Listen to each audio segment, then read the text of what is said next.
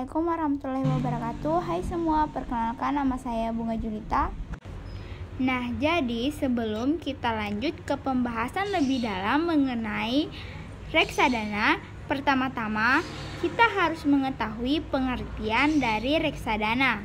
Nah, adapun pengertian reksadana ini terbagi atas dua, yakni pengertian secara bahasa dan pengertian secara istilah. Secara bahasa, reksadana ini tersusun dari dua konsep, yakni reksa yang berarti jaga atau pelihara, dan konsep dana yang berarti himpunan uang, yang mengartikan bahwa reksadana ini berarti kumpulan uang yang dipelihara.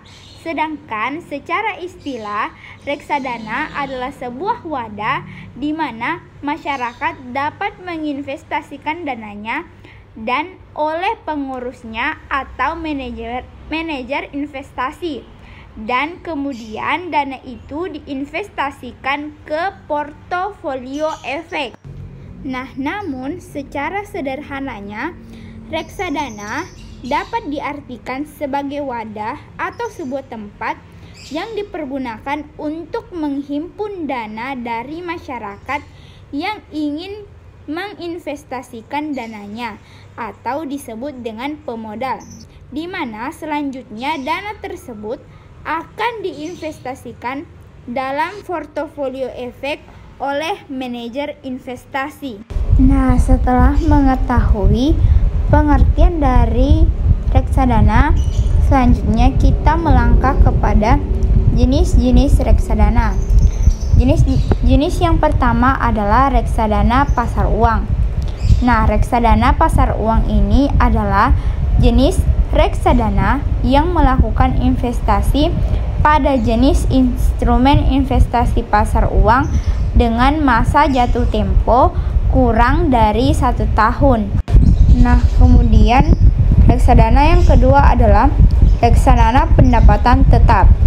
Reksadana pendapatan tetap ini adalah jenis reksadana yang menginvestasikan sekurang-kurangnya 80% dari aktifanya dalam bentuk efek utang atau obligasi. Lalu yang ketiga adalah reksadana campuran.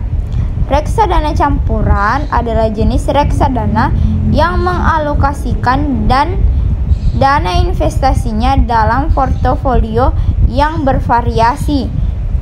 Lalu kemudian reksadana yang keempat adalah reksadana saham, di mana reksadana saham ini adalah jenis reksadana yang menginvestasikan sekurang-kurangnya 80% dari aktifanya dalam bentuk efek bersifat ekuitas.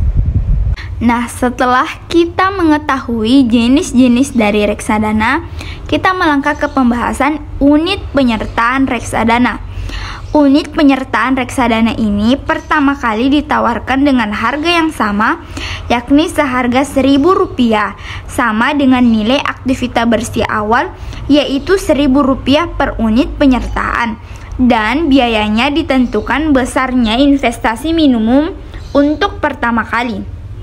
Dan adapun rumus untuk menghitung banyaknya unit penyertaan adalah UP atau biaya unit penyertaan sama dengan investment atau uang yang akan diinvestasikan, lalu kemudian dibagi dengan NAV atau nilai aktivitas bersih reksadana, lalu dibagi 1 ditambah fee, di mana fee ini merupakan biaya transaksi penjualan. Assalamualaikum warahmatullahi wabarakatuh. Perkenalkan nama saya Yayat. Setelah kita mendengar daripada pemaparan materi terkait dengan unit penyertaan reksadana, selanjutnya saya akan memaparkan manfaat reksadana. Apa saja manfaat tersebut? Nah, yang pertama yaitu manajemen yang personal. Nah, seperti hal yang sudah dijelaskan sebelumnya, dana yang terkumpul dari pemodal akan dikelola oleh seorang manajer investasi. Nah, kemudian ia adalah seorang yang profesional dan ahli dalam hal mengelola dana yang sifatnya terbatas secara waktu. Manajer tersebut memiliki peran yang sangat penting, terutama untuk mengelola portofolio yang ada dalam sebuah reksadana. Dan yang kedua yaitu diversifikasi investasi. Nah, melalui adanya sebuah diversifikasi investasi, maka hal itu dapat membantu meminimalisir adanya risiko yang ada di dalam portofolio. Meskipun begitu, tetap tidak ada yang dapat menghindari risiko investasi yang ada pada reksadana tersebut. Dan yang ketiga itu pengelola dana transparan. Nah, manfaat daripada reksadana yang ketiga ini adalah pengelolaan dana yang dilakukan secara transparan. Informasi dana yang transparan berasal dari reksadana dapat dimanfaatkan untuk mengontrol keuangan. Nah, yang keempat itu likuiditas yang tinggi. Sebuah likuiditas yang tinggi akan dapat meningkatkan potensi dari keberhasilan dalam investasi. Para pengelola tersebut akan melakukan pencairan unit penyertaannya sesuai dengan ketepatan yang sudah disusun. Tujuannya adalah demi memudahkan para investor dalam mengelola keuangan. Yang kelima, poin yang kelima yaitu biaya terendah. Seperti yang diketahui, dana yang ada dalam reksadana beroleh dari sekumpulan investor. Hal tersebut dilakukan secara profesional. Orang yang melakukan adalah seorang manajer investasi. Ia akan beriringan dengan kemampuan dalam melakukan investasi. Maka dari biaya transaksi yang dikeluarkan oleh tiap-tiap investor dapat terbilang rendah. Nah, yang terakhir yaitu minimnya risiko. Setiap instrumen investasi tentu akan memiliki risiko terkait kerugiannya masing-masing termasuk di reksadana ini. Akan tetapi, adanya minat yang tinggi dari para investor kelas menengah ke atas untuk melakukan investasi reksadana akan menunjukkan sesuatu bahwa risiko dari kerugian di dalamnya dapat dikategorikan minim. Materi yang kedua yaitu terkait dengan keuntungan dan risiko reksadana. Adapun daripada keuntungan reksadana yaitu investor dengan dana terbatas dapat memiliki portofolio obligasi yang tidak mungkin bisa dimiliki jika investor tersebut tidak mempunyai dana yang besar. Nah, yang kemudian di marketplace reksa, sejumlah produk reksadana bisa dibeli dengan modal hanya 100.000. Kan ada produk yang minimum pembeliannya hanya 50.000 saja. Juga melalui reksadana akan terkumpul dana dalam jumlah besar sehingga manajer investasi dapat melakukan diversifikasi pada produk investasi di pasar modal maupun di pasar uang. Dengan kata lain, investasi dilakukan pada berbagai produk investasi seperti saham, obligasi, deposito sesuai dengan kebijakan dari masing-masing jenis reksadana yang dikelola.